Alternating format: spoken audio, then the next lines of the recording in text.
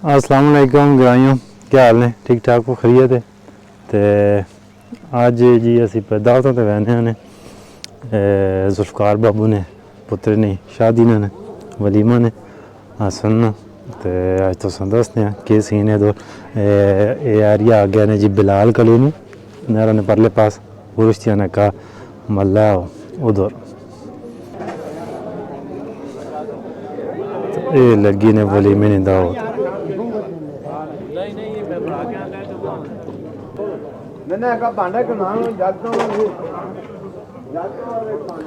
तो हूँ मैंने तुसें दसने देगां वाला सीन जो देगां ते चढ़ियां ने तो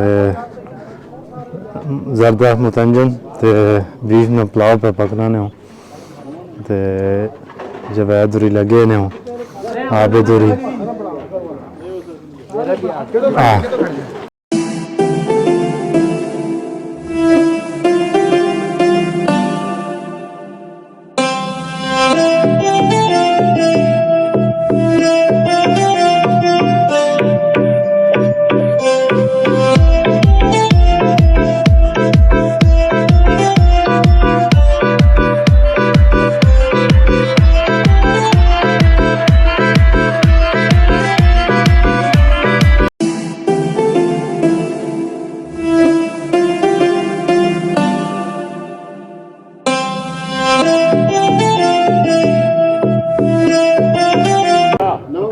कितने बंदे ना भांडा क्या ठीक हो?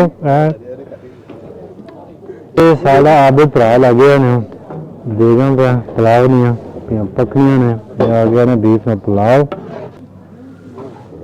एक जी पे पांडे बनाने ने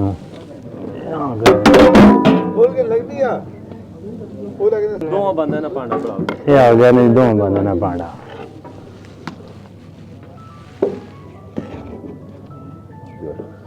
मामा दोबारा ये आ गया दोबारा वाला पानी।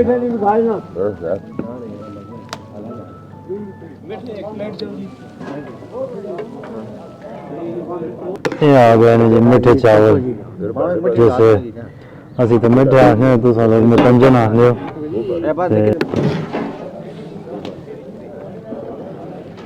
शराको कितने बंदे ना भांडा है? दोबार ना भांडा जी। तो ये साड़ी फील्ड न्यू एंट्री आई है जाके ट्रेन होना ने ठीक है। तो उस्ताद सिर तो खलते हैं सो ये जागुत लगे ने ऊपर मेहनत करने ने भांडे तो भांडा होगा रहना हो।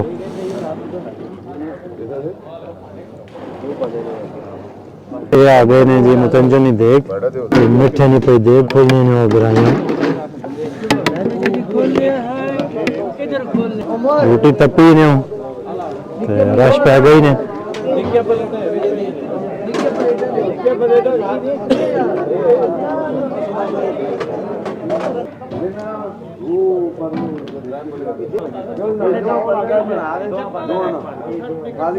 पुलाव ने देख खोल गई ने गरम गरम हवाड़ा पियां ने कोलियां ने ते खास मौसम जरा जोगा ने धुंध पई ने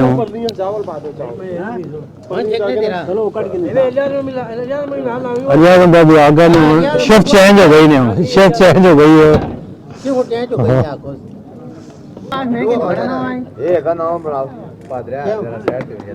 रोटी तपी ने ते पानी ते पाना भरा ने ते ग्राइयों आज मौसम जरा ना खास पुलाव वाला ने टेंशन पाई ने ठंड ने आज धुप नहीं ने वो ग्राइयों देख पे खोलने ने आए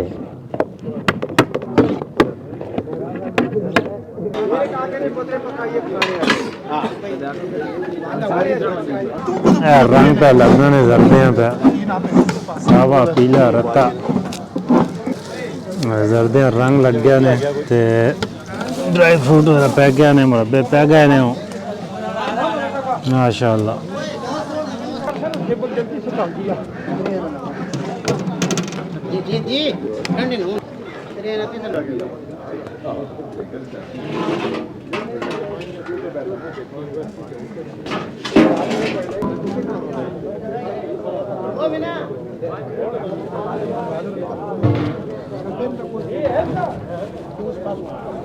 अभी बहुत सलाम अलैकुम। ठीक हो? हाँ, ठीक।